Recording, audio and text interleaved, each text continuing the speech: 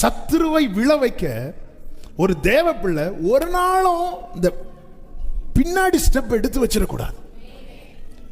எடுத்து வச்சிட்டோம்னா அந்த கேப்ல பிசாசு வந்து நிக்க பார்ப்பான்.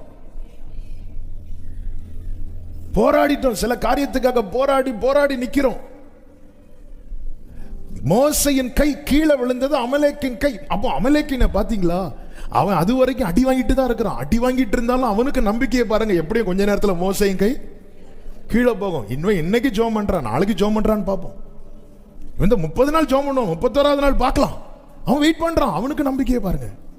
அதான் அவன் எவனை விழுங்கலாம் என்று வகை தேடி, அவனுக்கும் நம்பிக்கை இருக்கு, எவனாவது ஒருத்தன் கண்டிப்பா மாட்டுவான், விழுங்கிடலாம் விழுங்கிடலாம். என்ன நம்பிக்கை. அதான் பிசாசுகளும் வசனத்தை விசுவாசித்து என்ன செய்தான், நடுங்குது.